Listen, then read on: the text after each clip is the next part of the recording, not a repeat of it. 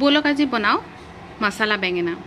একদম সৰু বেঙেনাটোৱে মছলাৰে কেনেকৈ ধুনীয়াকৈ বনাব পাৰি আৰু খাবলৈ নন ভেজতকৈ বহুত বেছি বেটাৰ হয়। চ' সেইকাৰণে ভাবিলোঁ ৰেচিপিটো বনাইছোঁ যেতিয়া আপোনালোকৰ লগত শ্বেয়াৰ কৰোঁ। দেখিছেনে কি ধুনীয়া হৈছে দেখিবলৈ। চ' ব'লক ষ্টাৰ্ট কৰোঁ বনাবলৈ। মই লৈছোঁ এয়া এনেকুৱা সৰু সৰু বেঙেনা, বেছি ডাঙৰ নহয়। এতিয়া মই এইখিনি যিহেতুকে ঠাৰিডাল বেছি দীঘল হৈ আছে সেইকাৰণে অকণমান কাটি দিম এইকেইডাল। আৰু লগতে এই সাইডৰ এইবিলাকো অকণ অকণ কাটি দিম। তাৰপিছত বেঙেনাটোৰ আপুনি প্ৰায় একদম এনেকৈ মাজত এনেকৈ 4 ভাগ কৰি ল'ব, যাতে ভিতৰত একো পোক চোক নাথাকে সেইটো চাই ল'ব। মই এয়া ধুনীয়াকৈ কাটি ল'লোঁ আৰু কাটাৰ লগে লগে এইটো পানীত লগে লগে ভৰাই দিব, নহ'লে ক'লা হৈ যোৱাৰ চান্স থাকে।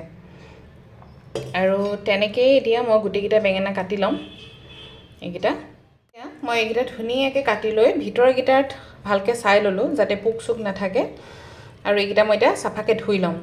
আপোনালোকে অকণমান সময় যদি নিমখত তিয়াই থ'ব বিচাৰে তেতিয়াহ'লে তিয়াই থ'ব পাৰে। এইটো মোৰ অকণমান পোক আছিলে সেইকাৰণে মই এইখিনি কাটি দিছোঁ। আৰু এই সৰু বেঙেনাটো একচুৱেলি এনেকৈয়ে ভাল লাগে খাই।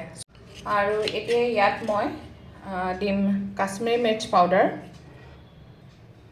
অলপ নিমখ, অকণমান হালধি।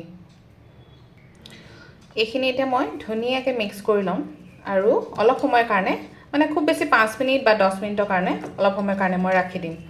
আৰু ভালকৈ মিক্স কৰিব যাতে ধুনীয়াকৈ ভিতৰত মছলাখিনি অকণমান সোমাই যায়। তেতিয়া একচুৱেলি খাবলৈও বহুত টেষ্টি হয়। এতিয়া মই এটা মিক্সি জাৰত ল'ম কেইটামান কাজু, অলপ আদা, কেইটামান নহৰু, 1 চামুচ হালধি আৰু ভৰ্তিকৈ 1 চামুচ কাশ্মীৰী মিৰ্চ পাউডাৰ, 1 চামুচ জিৰা গুড়ি আৰু 1 চামুচ ধনিয়া পাউডাৰ। আপোনালোকৰ যদি গোটা মছলা আছে তেতিয়াহ'লে আপোনালোকে গোটা মছলা এড কৰিব পাৰে ইয়াত। এইখিনি বস্তু মই মছলাৰ কাৰণে এড কৰিছোঁ। আৰু কাজুৰ সলনি আপোনালোকে বাদামো দিব পাৰে, কিন্তু বাদামৰ আপুনি বাকলিটো গুচাই দিব লাগিব। আৰু এতিয়া এইখিনি মই ভালকৈ অকণমান পানী দি মই ইয়াৰ মছলাটো ৰেডি কৰি লওঁ। কেৰাহী এখন মই গৰম কৰি লৈছোঁ আৰু তাত মই অলপ মিঠাতেল দিম। মিঠাতেল অকণমান সৰহকৈ লাগে। একচুৱেলি বেঙেনাটো ভাজিবলৈ মিঠাতেলৰ প্ৰয়োজন হয়। আপোনালোকে যদি মিঠাতেল নিদিয়ে আপোনালোকে ঘিউ ইউজ কৰিব পাৰে। আৰু বেঙেনাখিনি মই চব 10 মিনিটৰ ওপৰ হ'ল মই এনেকৈ মিক্স কৰি থোৱা। এতিয়া মই এটা এটাকৈ ইয়াত তেলত ভাজি যাম।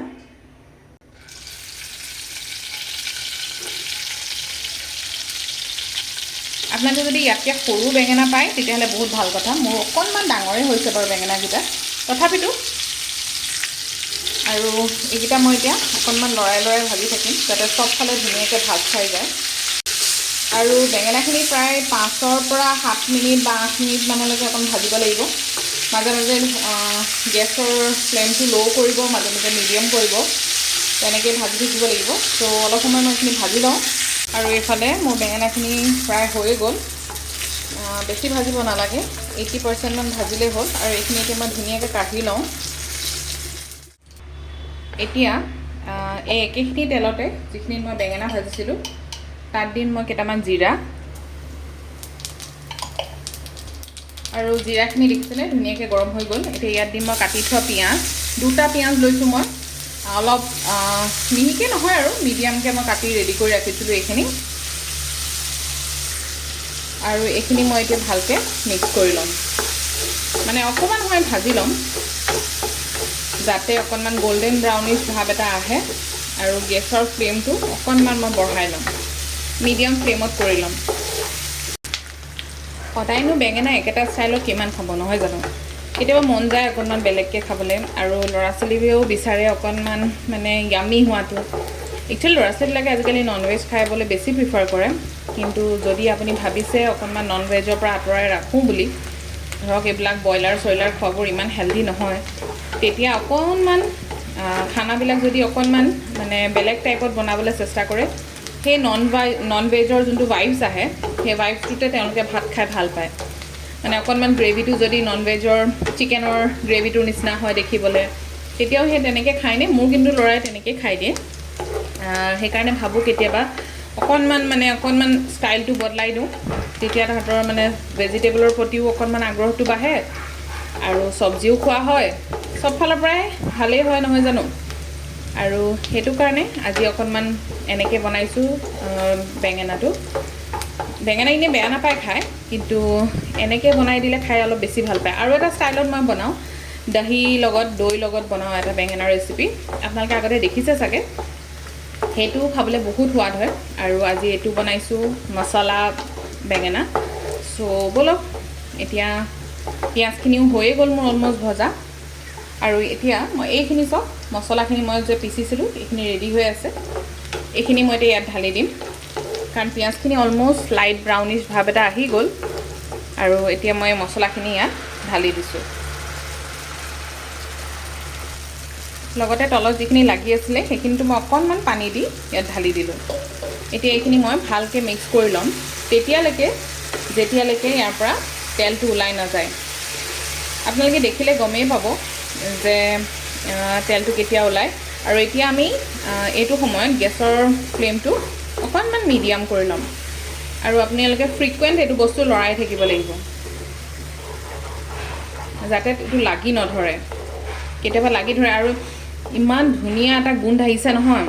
আপোনালোকে যদি গোটা মছলা দিব পাৰে তেতিয়াহ'লেতো বহুত ভাল কথা। মোৰ ওচৰত গোটা মছলা নাছিলে, গোটা জিৰা, গোটা ধনিয়া যদি দিব পাৰে, বা গোটা কাশ্মীৰী মিৰ্চ। চ' সেইকাৰণে মই মানে কিনি অনা সেইখিনি পেকেটৰ সেইখিনিকে দি দিলোঁ মিক্সিত। আৰু এতিয়া এইখিনি তেল ওলোৱালৈকে মই অলপ সময় ভাজি লওঁ। দেখিছেনে, লাহে লাহে তেলখিনি ওলাবলৈ লৈছে। আৰু এইখিনি আৰু অকণমান সময় ভাজিব লাগিব, মানে কেঁচা ভাৱটো যাতে যায় মছলাৰ, সেইটো কাৰণে আৰু অলপ সময় ভাজিব লাগিব। আপোনালোকে যিমানেই মছলাখিনি ধুনীয়াকৈ ভাজিব, সিমানেই ইয়াৰ খানাটো, মানে যোনটো আমি ৰেচিপিটো বনাবলৈ ষ্টাৰ্ট কৰিছোঁ, সেইটো সিমানেই বেছি ভাল হ'ব। একচুৱেলি মেইন কামটো ইয়াতে আছে, মছলাখিনি ভজা। আৰু যেতিয়ালৈকে মছলাখিনি ভালকৈ ভাজ নাখায় তেতিয়ালৈ আপুনি হাজাৰ চেষ্টা কৰক, ৰেচিপিটো কেতিয়াও ভাল নহয় বা ডিছটো কেতিয়াও ভাল নহয়। চ' সেইকাৰণে এইখিনি সময় অকণমান ধৈৰ্য ধৰিব লাগে, আৰু বাকী ইমান ঝামেলা নাই। চ' এইখিনি ভাজোঁ আৰু অলপ সময় ভাজোঁ। তাৰপিছত মই ইয়াত এড কৰিম একচুৱেলি বিলাহী। আৰু এয়া চাওক, তেলটো ধুনীয়াকৈ ওলাইছে, দেখিছে। আৰু এইখিনি চাওক কি ধুনীয়াকৈ তেলটো ওলাই গ'ল, দেখিছে। আমাৰ মছলাখিনি ভজা অলমষ্ট হৈছে, এতিয়াও বাকী আছে। আৰু এতিয়া ইয়াত মই দিম মিহিকৈ কাটি থোৱা বিলাহী। মই এটাই দিছোঁ, বেছি দিয়া নাই। আৰু এইখিনি এতিয়া বিলাহীখিনিও মই ভালকৈ ভাজ খাবলৈ দিম। কিন্তু তাৰ আগতে মই ইয়াত দিম অকণমান নিমখ, বেছি নহয়, অলপ নিমখ দিম, যাতে বিলাহীখিনি অকণ ভালকৈ ভাজ খায়। আৰু এতিয়া এইখিনি মই এতিয়া ভালকৈ মিক্স কৰি ল'ম। আৰু এইফালে মোৰ মছলা সম্পূৰ্ণ ৰেডি, দেখিছেনে ধুনীয়াকৈ তেল হৈ গ'ল। এতিয়া মই গৰম পানী দিছোঁ দেই, অলপ পানী দিব লাগিব। মই অকণমান গৰম পানী কৰি থৈছিলোঁ, আৰু এতিয়া মই গৰম পানী অলপ দি দিছোঁ। গৰম পানীটো দিলে একচুৱেলি টেষ্টটো ভাল হয়, ঠাণ্ডা পানীটো দি দিলে মানে টেষ্টটো বেয়া হৈ যোৱাৰ চান্স থাকে। সেইকাৰণে যদি আপোনালোকে পাৰে গৰম পানী দি দিব। আৰু এইখিনি মই অলপ সময়ৰ কাৰণে এতিয়া উতলিবলৈ দিম। এতিয়া মই ইয়াত দিম কচুৰি মেথি। আপোনালোকে ভাজিও দিব পাৰে, এনেকৈ ডাইৰেক্টো দিব পাৰে, মই ডাইৰেক্টে দি দিছোঁ। আৰু এইখিনিতে মই অকণমান মিক্স কৰি ল'ম। এতিয়া মই ইয়াত ভাজি থোৱা বেঙেনাকেইটা ইয়াত মই দি দিম। যিহেতুকে বেঙেনাখিনিও 80% কুক হৈ আছে আৰু 20% কুক হ'বলৈ বাকী আছে, সেইকাৰণে এইখিনি মই এড কৰি দিলোঁ। আৰু এইখিনি এতিয়া মই অলপ সময়ৰ কাৰণে উতলিবলৈ দিম, যাতে বেঙেনাটোৰ ভিতৰত মছলাৰ যোনটো ফ্লেভাৰ সেইটো সোমাই পৰে আৰু খাবলৈও যাতে বহুত সোৱাদ হয়। আৰু এইখিনি কমেও মই 10 মিনিটমানৰ কাৰণে ল' ফ্লেমত উতলিবলৈ দিম। এইখিনি চাওক ধুনীয়াকৈ আহিছে কালাৰটো। আৰু এতিয়া ইয়াত মই 2টা কেঁচা জলকীয়া এনেকৈ আধা কাটি দি দিছোঁ, আৰু অলপ সময়ৰ কাৰণে এইখিনি মই ঢাকি দিম।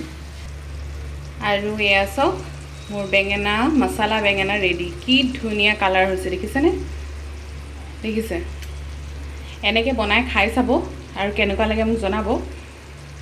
অলম'ষ্ট হৈ গ'ল মই আপোনালোকক ধুনীয়াকৈ ছাৰ্ভ কৰি দেখাই দিম বাট আপোনালোকক ভাবিলোঁ এই ফিনিচিং হোৱাৰ আগে আগে কালাৰটো দেখাওঁ চাওক